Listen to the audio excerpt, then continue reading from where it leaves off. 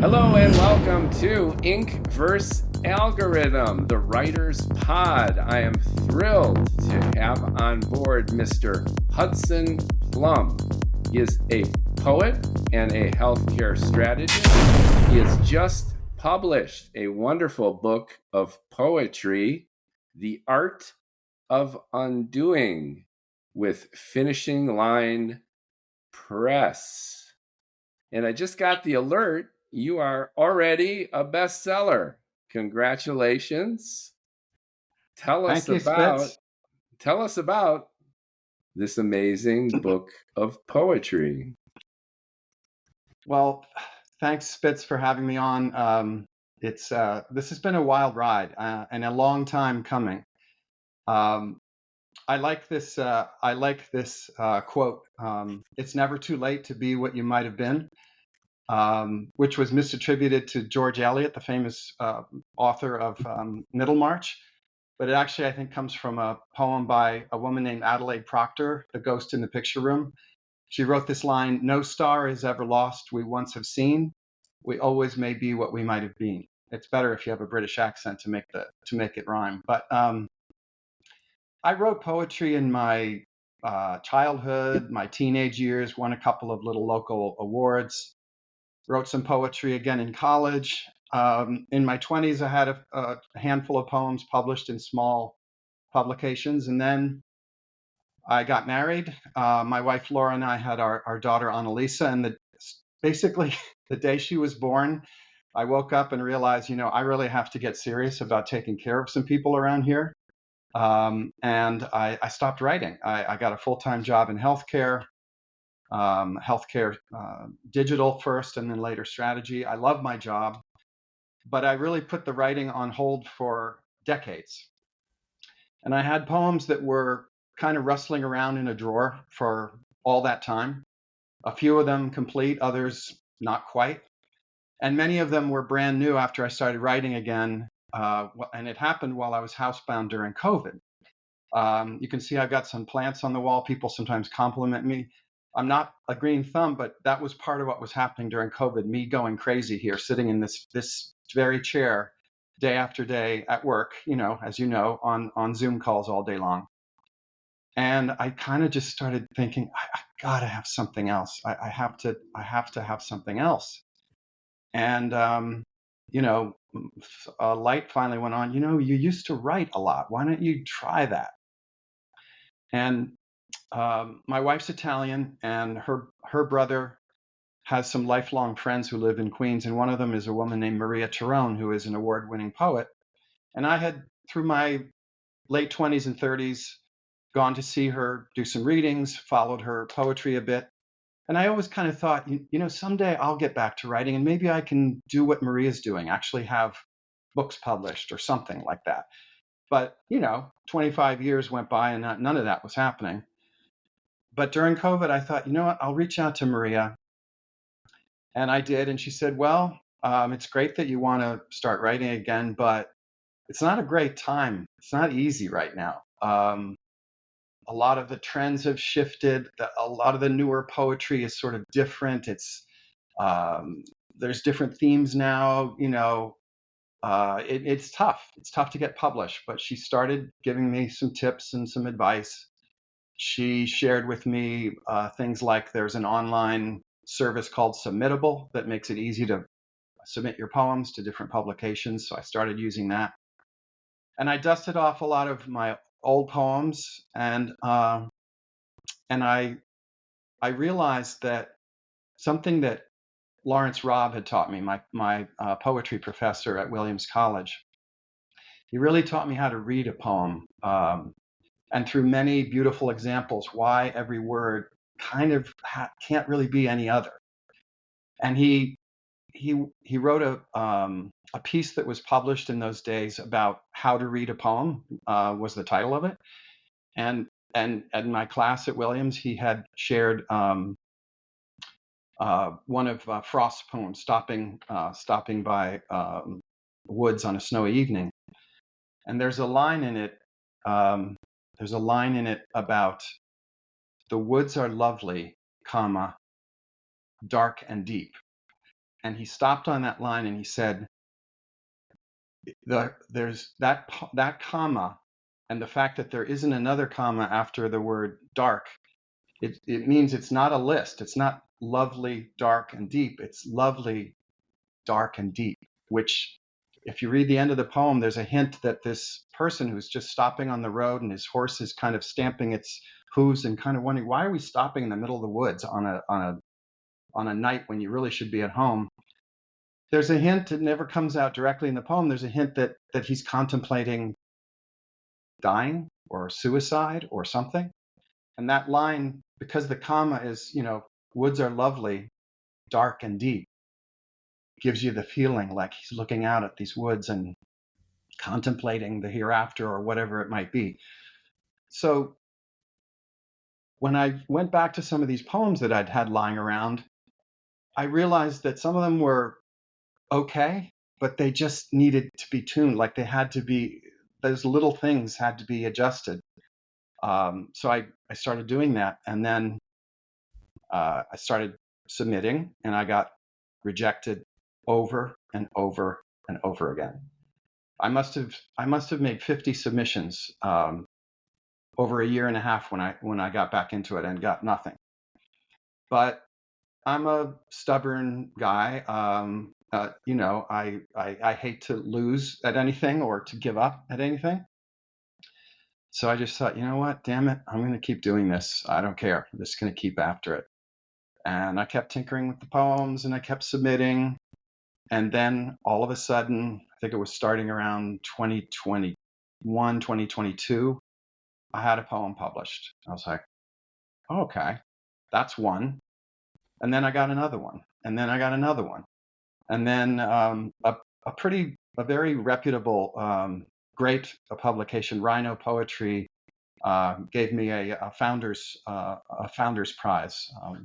I was first runner-up for a poem called "The Sun," and so I sort of had some momentum, and I kept in touch with Maria, and I started reaching out to a couple other poets, and then and then I submitted the book for The Art of Undoing. So that was kind of the journey, but it's just interesting how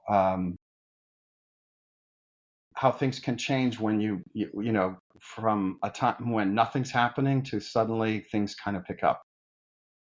Well, you shouldn't feel too badly about it. There's the apocryphal story of the poet submitting Shakespeare's sonnets to some of the major publishing houses along the East Coast and being summarily rejected over and over again, and sometimes with elaborate feedback on how they could be improved. And that sense of persistence is just so important. We hear it time and time again that artists aren't so much as discovered as they claw their way to receive the attention that they ostensibly would otherwise deserve, if not for the attention deficit of our society and the judgmentalness of people out of the gate. So kudos to you for persisting.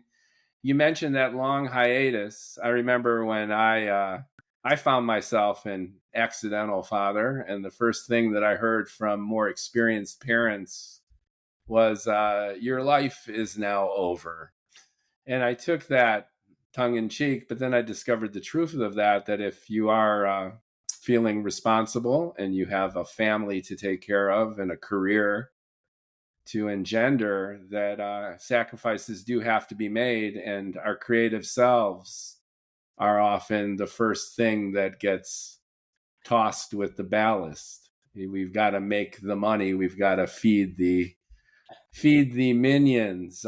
Given that hiatus, though, do you feel that some of the experiences that you've picked up in your career, being a family man, having children, that sense of unconditional love, that sense of giving back, have made your poems and your creativity all the more dimensional and emotionally resonant?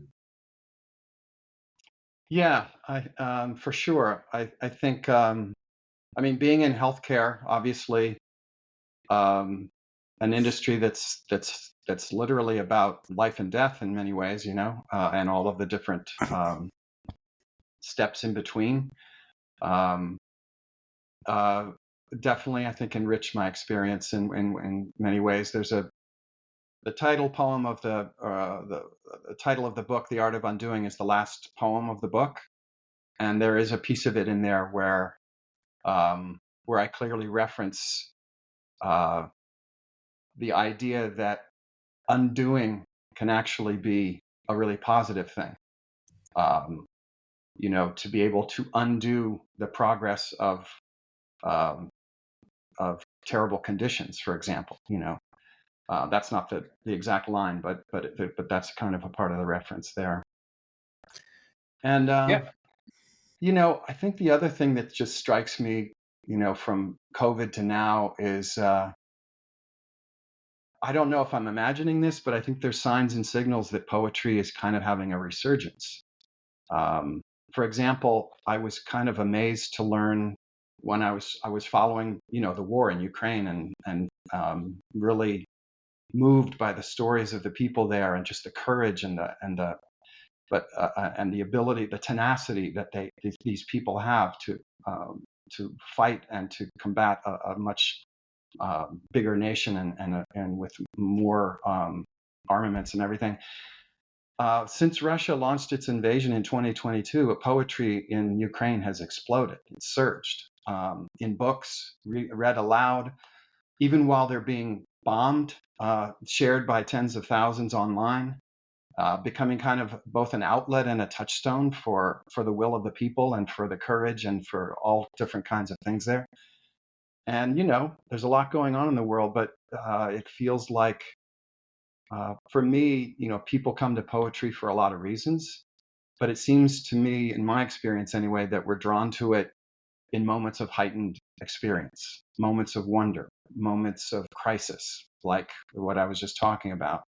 So maybe people feel that poetry is relevant again. And it's also relevant because you and I were talking about this before, it's one of the greatest short forms of art that's ever been invented. And I like the fact that poets used to call their poems songs. There's a great poem that has a refrain over and over: "Sweet Thames, run softly till I end my song." And I think it's appropriate because poems have their own music. And obviously, some of the greatest musicians are poets. I mean, I love, of course, Dylan is a bona fide poet for sure, one of the greatest ever. So that's motivating. But the thing that's funny about poetry, and this is also why I think my own story is just kind of interesting, how tiny changes can make all the difference. For me, writing poetry is very tricky. It's kind of like, the analogy I use is like, it's kind of like assembling a watch in the dark, blindfolded, trying to feel your way along and find what fits. And until all the parts are in the right place, the poem doesn't tick and it doesn't tell time. So, there's a moment when a poem suddenly starts to kind of tick and you can just feel the difference. The before, it's like close, but nothing's happening yet. And then suddenly it's like, oh, that one word. Now the second hand's moving. It's alive. So, it's kind of like that. But it can be frustrating too, because I've had poems that I've loved or thought I loved for many years, but they're always kind of like, it's just not quite there yet. And weirdly, letting a poem sit in a drawer or, on the digital version of a drawer for a while, even years, can actually help. What I've noticed, Spitz, about my own writing, and you may feel the same about yours, is that there's a difference between what you think you've written and what you've actually written in terms of how another person's going to read it. Because we both have in our mind what we intend, and then we think the words are expressing that. But when you look at it in the cold light of the morning, or, days or years after, you can suddenly see, oh, it's not working. it's not what I thought it was. I thought I meant this, but it's actually more like this. So I've actually found it beneficial sometimes to leave a poem alone for weeks, months, even years, come back to it and suddenly realize what it was that wasn't quite clicking. And I've also gotten better at noticing when some part of me is kind of has a tiny bit of a hint that there's something wrong. Years ago, I think I would fool myself and think, no, it's good, it's great, I love it. But I think I've gotten to a point now where I kind of have a sense like, yeah, it's not quite there. So I better put that over here for a while, and I'll come back when I can read it dispassionately and see, okay, this is where I've got to fix it. And part of it is also that, you know, we work hard, right? Writers work hard to try to make something work. It's a lot of effort. And it can be quite depressing to think you've got to tear up an entire section and start over, you know? So it's almost easier sometimes to keep kidding yourself, like, no, it's good, it's fine, you know? And then, but I think I've gotten a little bit better now at being discontent or being willing to admit to myself that I'm not quite content with it. Whereas in the past, I might have been more more willing to say that I was satisfied. Yeah, that highlights many things, especially this difference and at the same time similarity of poetry in our modern age, where we're inundated by content, streams of digital content, and people are seeking brevity.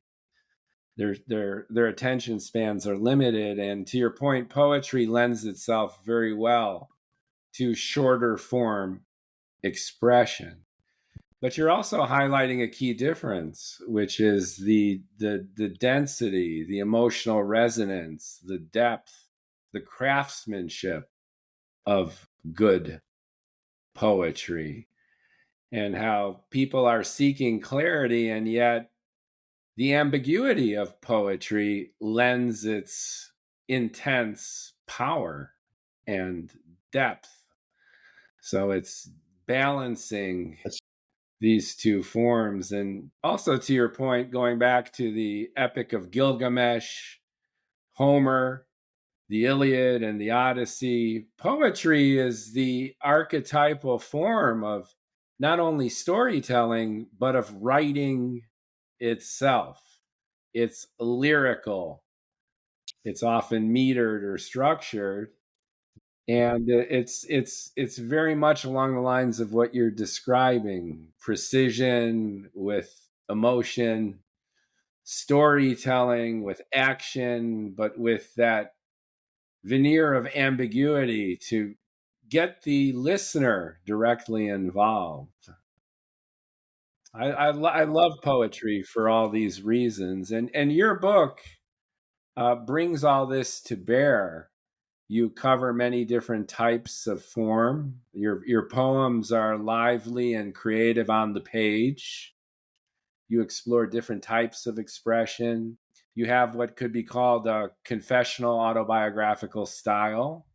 Clearly, the narrator seems to be you at times. Other times, it's some other party. And again, the ambiguity feeds into the interest that the reader has to find out who is doing the narration, what the impact is. And sometimes the stakes are life and death, just like your career. You bring up some heavy situations and topics, and sometimes in an unexpected and surprising way throughout the many poems in the book. So I appreciate the advanced screening, and I found it creative, emotionally resonant, and expertly crafted. There's a feeling and a flavor of language which is seamlessly entwined with the intent and action.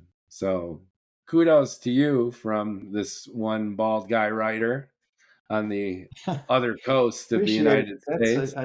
And And I can maybe reinforce my own enthusiasm with a quote, if you don't mind me reading it. It's from Lawrence Robb.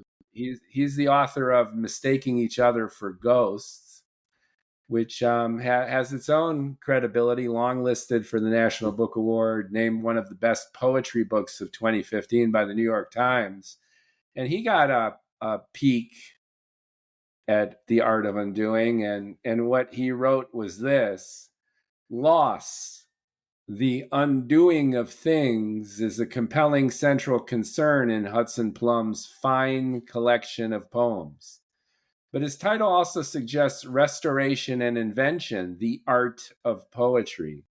Although things come apart, these poems remain committed to the richness and pleasures of accumulation. There is so much to see in the world. If the news seems hopeless, quote, and time no longer stretches its pretty ribbon before us, unquote, as Plum writes in one particularly lovely poem, we still linger and listen. And when we look up, our eyes are, quote, focused on clouds passing between the fingers of a eucalyptus tree. A nice poetic homage to your poetry. Yeah. I admire Larry Robb so much, and he taught me so well. Like I said, how to read a poem. It was the pillar or the foundation that later helped me learn how to write a poem. And having your ear out for that, like he did a great exercise, Spitz, that you would have gotten a kick out of. In his poetry class at Williams College, he would take selections of poems, various old and new poems, and he'd pull out a line or two and he'd take a couple words out, and he'd ask the class to fill in what would work there, or what we thought the poet might have written. And it was such a fantastic exercise, because try as you might, it was very hard to put anything into those lines that would really resonate even 1,000th as well as what the poet had put in there. So, like, for example, this is one I'll never forget. He said there was a line, the pears fatten like, and we had to fill that in. The pears fatten like what? And I don't know if you want to give it a go, but I'll tell you what Sylvia Plath wrote. Little Buddhas, the pears fatten like little Buddhas, and it just suddenly, yes, of course. The morphology of the fruit with the little Buddhas with their big old booties. Yeah, exactly. So that's actually classic Sylvia too, with that irreverent, almost childish humor and the playfulness with the language. That's great. Yeah. So those kinds of things. But like I said, in my 20s, I had a few poems published. I actually sent some to Larry. He wrote some critiques of them. I wasn't thrilled to read that, he had trouble with some of my poems, right? So I guess I had to let things simmer a long time. I had to let it kind of put it on the back burner, let it simmer, and then many years later come back and sort of have a round two, as it were. What was your writing process? Because you are still paying the bills and holding it together. Actually, quite accomplished career. We were colleagues for a while. We attended many of the same conferences. We won some of the same awards, and we crossed paths. I have committed more and more time to my creativity, much at the expense of my balance sheet. But to your point, my kids have grown to the point of independence, and I feel that I've been able to shift gears, whether voluntarily or instinctively, again, to your point, where something was missing. and I can't do anything else but write at this point while haphazardly paying the bills. But it seems like you've been an upstart citizen and career focused. How have you been able to juggle? I'm sure many of our listeners would like to hear how you have maintained ostensibly a much healthier work-life balance than your humble podcaster here has been able to do. Yeah. Well, I think that having my children, grown and on their own now, means weekends are, with kids, weekends are the kids. That's what it's soccer practice, or it's whatever it Yeah. might be, gymnastics or whatever's going on. So yeah, those days are behind me now. So I during the week I really don't write much creatively. My work is demanding. I mean, as you know, Spitz. But on the weekends, I'll pour several hours in on usually both days, Saturday and Sunday. And the other thing is, I don't think quantity by itself is the major requirement, because, like I said, you almost have to let it breathe in between. I honestly, I'll write intensely for an hour or two, and then take a break and maybe do a little bit more, and then you got to let the poem rest and come back to it with fresh eyes and go, okay, this is. And I find that um, I write in sort of intense sprints, and then I'm kind of done for the day. I really can't do it for hours and hours and hours. I just wrote a new poem, um, which I'm excited about. It's kind of it's called America Continued, picking up on an Allen Ginsberg poem called America that he wrote, decades ago. It's kind of my own take on it. But I found that I really had to just keep tackling it in short sprints, like a half hour, and then I'd stop, and then another half hour or another hour. So I think I'm just not the most I'm not the most prolific writer, though, for that reason. Well, it's quality over quantity, as you mentioned. And I think you're blessed in choosing a modality, specifically poetry, where this kind of agility and laser focus lends itself perfectly to the craft itself. I think I got the worst of both worlds, where my latest book was an obsessive focus on individual poems comprising an entire novel. So I obsessed over 3-line paragraphs, which turned it in a sense into Yeah. lyric poetry, and it's 120,000 words. So I had the ridiculous laser focus, but with volume. And this might explain the problems I'm having with my personal balance sheet in terms of the sheer energy that it takes. But it's great that you're able to find that balance, and in this sense, nothing's missing. Where, to your point, I've heard this said from many artists and creative people. Mathematicians are similar.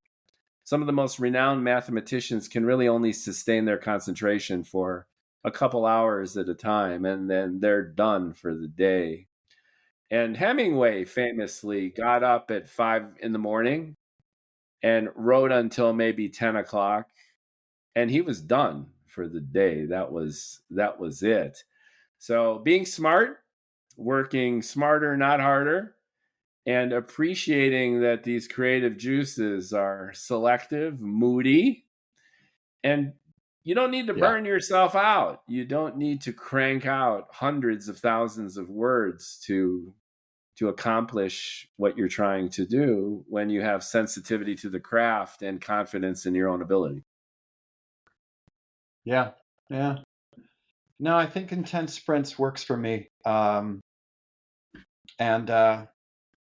so I mean, a few hours each weekend is really that's what I can do right now.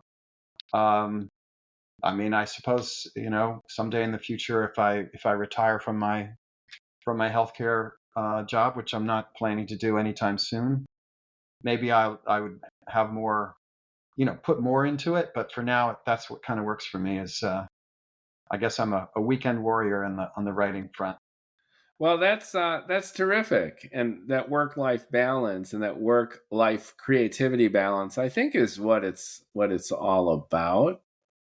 And again, I think the output speaks for itself. I found your book wonderful and engaging, and to me, very creative.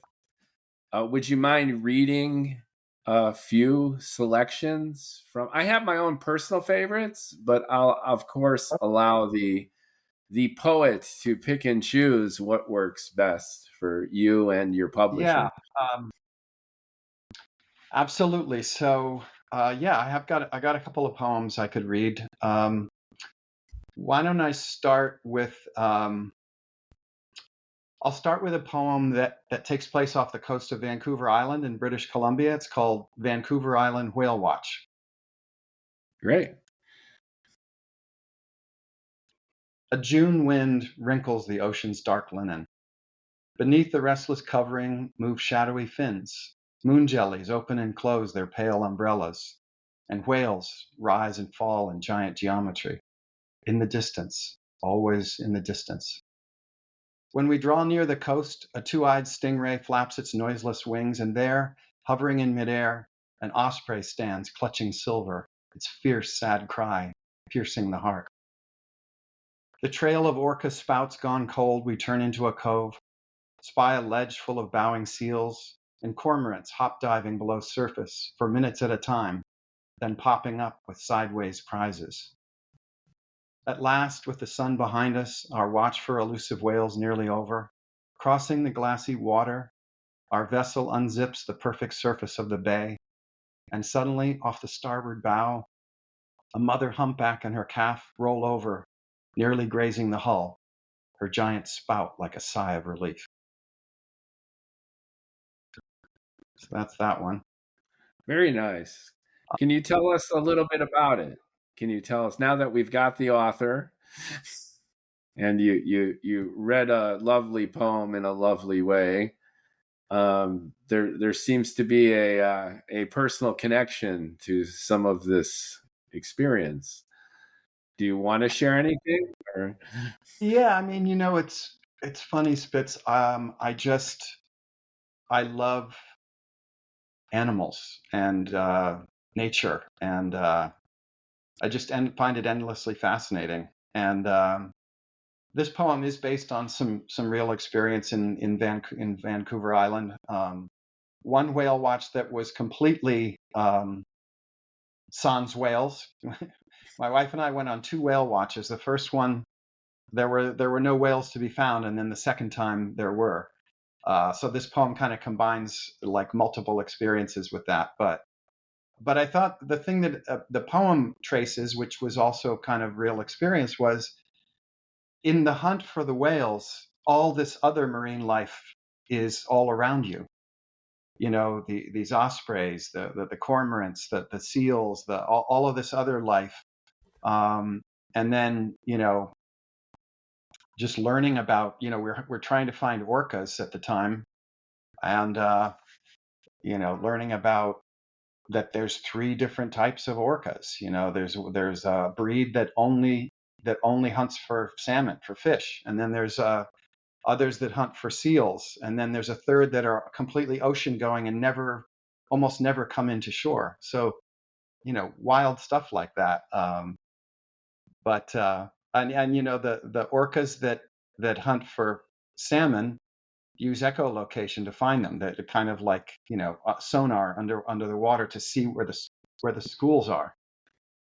But they can't use that for seals because seals are mammals and they'll detect that they're being hunted.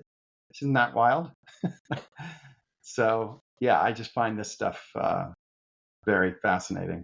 The other observation that I could just offer, being a doting reader, is placement of the poems. So they're obviously in order. The book is divided into three main sections, and this sojourn into the beauty of nature is nestled into several other poems that are very, very different in style and emotional resonance. Can you tell us a little bit about how you thought of these three main sections and the individual placements and sequence of the poems?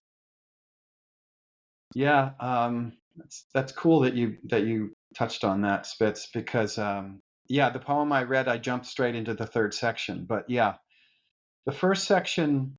So there's three sections, and there's lovely cover art and the section art by Anson Jones, who is a multi-talented artist in her own right. She's a musician and a visual artist, but I did intend for it to progress, and a lot of the first section are kind of older poems and sort of earlier experiences, somewhat. The middle is more of um, life in New York. A kind of a section of there's a poem that's set in Hell's Kitchen. There's other poems that are street life. So there's that, and then the third section is where we start to head towards the art of undoing, and just my take on, I guess, themes of loss, renewal. Where is it? Where is it all going? And this concept of undoing, which I kind of became fascinated about, both as the meaning of to actually undo something, but also a meaning related to refraining from doing something, or the art of kind of not to get too philosophical about it, but um, I think that there's some meditation gurus who've talked about becoming like an unfinished stone, or just to be kind of uh, to lose some of the sophistication and to undo that and to become more um, simpler. Yeah, and maybe clear the palette, if you will, tabula rasa, so that you could be reborn, reinvented, go through that catharsis, and when you undo, you're ready to do something new. That's the feeling I got from many of your poems, that it wasn't an invitation to end stuff, but an invitation to reboot and to recharge.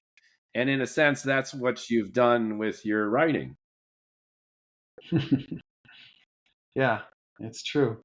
And there are losses along the way. There's pain, there's suffering, but then there's renewal, and then there's rekindling. So yeah, it's a cycle, and yeah, try to look for that, because there's there are terrible things that happen in our world, but you can't dwell. You can't stay with that, and that's the kind of, I guess, the beauty of life, is that every moment just comes one after the other, and it um, we're kind of in this river that's moving along, and we just have to uh, keep experiencing everything that's coming ahead. That's my personal favorite aspect of the poetry in this volume, is how you've turned pain and ugliness into beauty at various Yep. points in your writing. To me, that really hit home, and that as a writer, I can appreciate that is very, very hard to do. I'll read Spitz, if you like. I'll read two more poems, and then we can see if there's more to chat about. But these two come back. These two go into the first section. So when I was a young boy, our family moved to Mendoza, Argentina, and flying back to the U.S. every summer, I was fascinated by how vast the world looked from the plane, and how small the people in the building seemed as we landed. This poem's called The Largest Thing. In Argentina, when I was 5, my father died against the trunk of a tree, and my mother took long walks on the beach, and I had dreams that he had come to look at me with his arms at his sides and his back resting on the ceiling. And from then on, it seemed that the lower half of the world was dead, and only the upper half lived on, pretending health. And I grew up happily with a sunny face and hands flinging something invisible at the sky. And only when I was 8, listening to my mother read a story, did I remember the largest thing I knew. For I knew that pain was no larger than the cut, and love ambled around the house like a pet, and melancholy was a stone I fingered by myself, but only loss was as large as a word I couldn't remember, as large as space. The story she read was about a raccoon clubbed down in the snow by a man. For days I ate my meals with little black hands.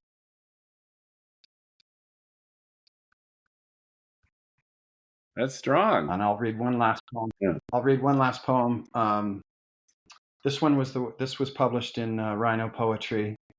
For most of my life, my family has spent time together every year at a remote fishing cabin on the Klamath River in Northern California. About a quarter mile downstream, the river makes a sharp dogleg turn where the water piles up against the rocks. And this poem is called The Sun.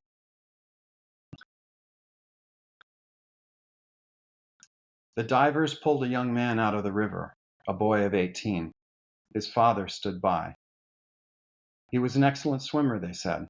He must have hit a rock or got caught on a snag somehow. I stepped closer. His skin was stained blue in patches and pale as moonlight everywhere else. Jesus, someone said. A sudden breeze picked up from the far side, blowing back the grasses like the flames on a birthday cake. Right then, it was so quiet you could hear trout starting to rise, watch their rings spreading out from the underside. In low voices, we talked among ourselves about how unlucky it was, and now and then the police radio blared out its gravelly dialogue, with feedback punctuating the voices before and after. The father, staring red-eyed across the river, pursed his lips and stood still as a heron, his eyes on the swirling eddy.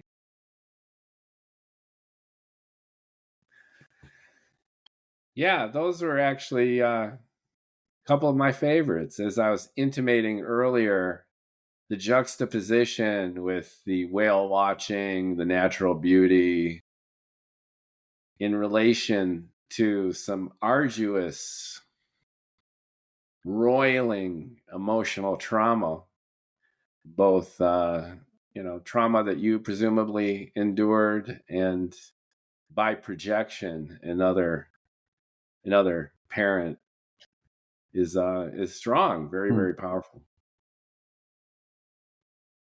So good stuff, Hudson. Thanks for letting me share all of this. Yeah. Yeah, and as I mentioned, the folks at Finishing Line are already celebrating your book sales, so that must feel good. That within this genre and for this publisher, you're clearly getting some notice and getting some readership. How much of that is your own hustle, and how much of it is the momentum of writing a book like this in 2025? Well, Finishing Line Press has been great. They have been coaching me, helping me, guiding me on how to get the word out. They post stuff on social media. I'm not a very talented social media maven. I'm sure you're 1,000 times more adept. But my daughter Annalisa has been helping me. So I still fumble to do an Instagram story, but I get some stuff out there, and it's nice to have friends and family. And my wife and I and my daughter orchestrated a reading here in New York City at a church, the Church of the Holy Trinity, which is right down the street on 88th Street, and we had 75 people come, and it was a thrill to just have so many old friends. My first real boss in healthcare. My first supervisor in healthcare, Larry Starr, who I emulate and admire so much. Hadn't seen him in at least 10 years, maybe longer. And he came, and it was sort of like it was a tiny bit of a this is your life kind of moment. Like, wait, you're my first boss from my first job, and then some people I worked in restaurants downtown when I first came to New York back in the 80s, and then this friend, all these pieces of my life sort of showing up there. So that was very gratifying to have that, and So it was a to be able to Hudson share it. party, and it was a promo for your book too, right? So you were talking about your Yeah, book as exactly. kind of a launch with friends and family, and that's a terrific takeaway. Many of our listeners are fledgling writers, indie writers, and the recurring theme here, expressed by yourself, other writers, is you can't just hunker down and create something phenomenal and then release it to the world and move on. You need to connect with people and create a sense of Mm-hmm. community any which way you can, so that your content is not only noticed, but becomes a part of something bigger than yourself and ultimately benefits those on the receiving end, not just the creating end. So kudos to you.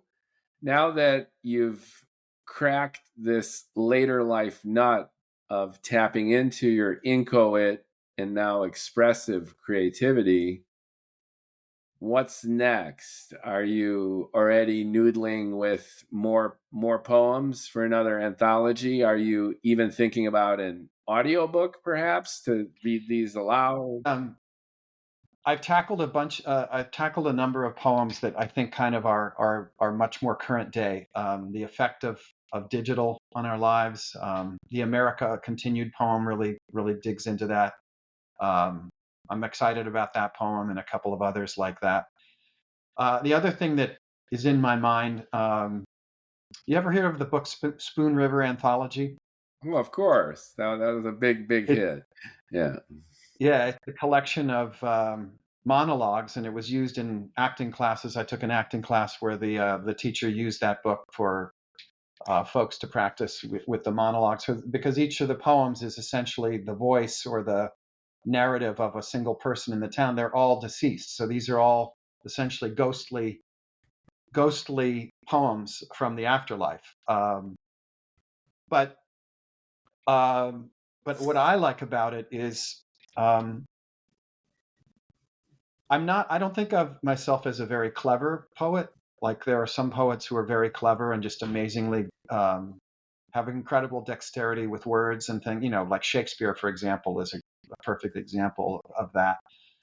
But what I think I have going for me is I have a pretty good ear for dialogue and for voice, like and some of my poems have like one of the poems in the book Crabs and Chaos is based on um, an artist named Mary Atkins. I might be butchering her last name, Mary Atkins, who learned how to grow hermit crabs in captivity, and it had never really been done successfully. Uh, but I tried to kind of capture her voice in that poem, and so I think going forward, I want to do more of that. Like the America poem sort of attempts that, and then uh, that kind of excites me to uh, to work with the narrative of different characters that I encounter or imagine, and try to really maybe even have a collection that's kind of like my version of Spoon River, uh, something like that. That's great. Your crab poem was even inspired by a Radiolab podcast, you point out. So that's very contemporary and fun and multimodal, which is just a terrific use of different media. My personal favorite, if I can call it out, is "In the Sky of the Mind." If we Oh, could cool! mention You like that, that one? I like that one a Yeah. lot, and I'm a huge fan of concrete poetry, where the words on the page create either images or simply by the form of their layout convey another dimension of meaning. And in this poem, you have two parallel poems in a sense, and you could read them individually, left column and right column. You could go from left to right across the two columns. And I love that iterative nature where, depending on the choice made by the reader, it becomes a very, very different experience. So that kind of playfulness with layout, you have several poems where you play with layout on the page. And I thought that added, again, a layer of meaning. Semantics through syntax is something that I find fascinating. And I just particularly appreciated your creativity when it came to just laying out the words, not just sounding them out, to your point, reading them out loud, polishing them and refining them, but how they actually appear to the reader and thereby changing the meaning and the emotional resonance of the poems themselves. I think that was particularly masterful. Yeah, that's cool. I'm glad you liked that poem. That one, that was definitely a little bit of an outlier for me at the time. I think now, looking back on it, I'm more comfortable. Like the America poem, when you read that one, um, has some of that. Not quite the same, but yeah, at the time that was kind of a departure for me. So I'm glad that resonated for you. Yeah, they say that great artists, you swim out from the shore, and as long as your feet aren't entirely touching the bottom, you're in a good place to force yourself, in a sense, to take a few risks, try something new. And if you aren't a little bit uncomfortable, then you haven't gone out far enough. Well said. Well said. I was just going to say that poem you mentioned, In the Sky of the Mind, there's another poem that has sort of not the same, but a similar kind of, I guess, unusual structure. Seymour's Fat Lady in New York. Yeah, I love that one too. Yeah, that's in the middle section, right? Section 2. Right. Section 2. Well, thank you for having me, Spitz. Oh, it's been my pleasure. Thank you for sharing your creativity and your poetry with the world. On behalf of myself and all our listeners, we wish you luck. I am going to place links to getting your book, and I'll share your bio and info, and there'll be an opportunity for listeners to even reach out if they want to, with a link to send me a text, and I can forward to you. Like, comment, share. The audio version will be everywhere on Spotify, iHeartRadio, Apple Podcasts, and on YouTube I'll post our video so you can see Hudson reading his goodies. And we'll be sharing clips as well. Thank you so much, Hudson. Best of wishes, best of luck to you in your evolving poetic career. So hopefully you can devote even more time and energy to it. Thanks so much.